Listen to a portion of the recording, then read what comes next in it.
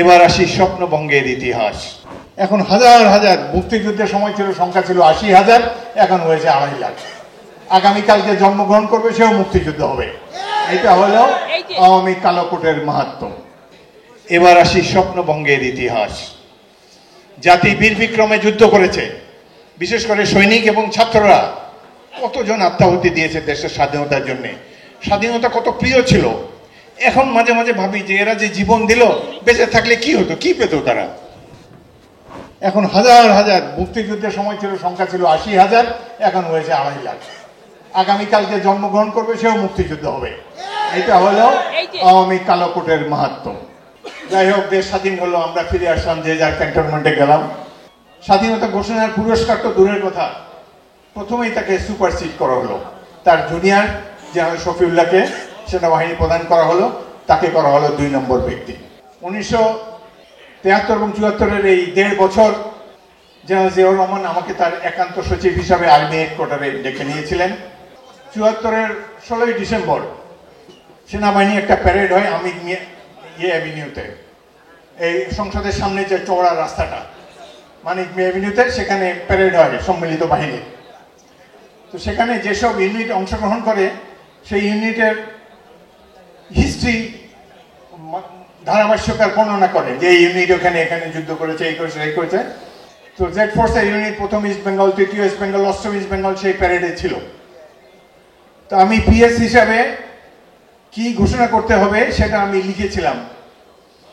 আমি লিখেছি, এই জেড ফোর্স মেজর জিয়াউর রহমানের নেতৃত্বে চিটাগাং কালুরঘাট বেতার কেন্দ্র থেকে বাংলাদেশের স্বাধীনতা ঘোষণা করে। এটা নিয়ে যখন কমান্ডারকে দেখালাম, জেনারেল জিয়াকে দেখালাম, উনি খুবই বিব্রত হলেন। বলে, হাফিজ এটা বাদ দাও, এটা নিয়ে অনেক কন্ট্রোভার্সি, এগুলো দরকার নেই, এমনিতেই তো সুপারসিড হয়ে গেছি, এটা দিলে হয়তো আমার চাকরি থাকবে না।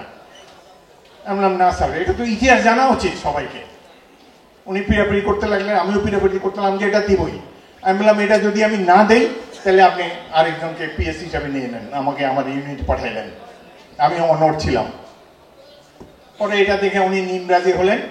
সেনা সদর পড়লো এটা নিয়ে মহা মুশকিলে। আর এই স্বাধীনতার ঘোষণা আবার করতে আসলে তো ভুলে গেছি। এখন জয় জয়কার আওয়ামী লীগের, 72 সালে 16ই ডিসেম্বর 1 বছর দেশ স্বাধীন হয়েছে। যার কিছু বললো না। উনিও গেলেন প্যারেড দেখতে, আমিও তার সাথে গেলাম। তখন সেনাবাহিনীর কোনো প্রোটোকল ছিল না। স্টেজে ওখানে 8 নম্বর সারিতে তার চেয়ার ছিল।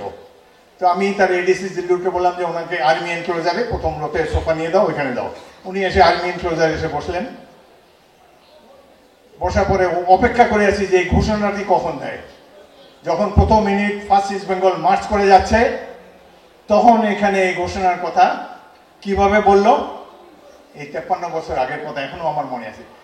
তিনি বললেন, অষ্টম ইস্ট বেঙ্গল উপ অধিনায়ক মেজর জিয়াউর রহমান কালুরঘাট থেকে বিভিন্ন গুরুত্বপূর্ণ ঘোষণা দেন, স্বাধীনতার কথা বলেই নাই। পরে যখন ফিরে আসতেছি, বেগম জিয়াউর রহমান সাহেবকে বলে, তুমি এই গুরুত্বপূর্ণ ঘোষণা দেওয়ার জন্য আমাকে ফালায় ফিরে চলে গেছিলা। এই হলো স্বাধীন বাংলাদেশের কাহিনী।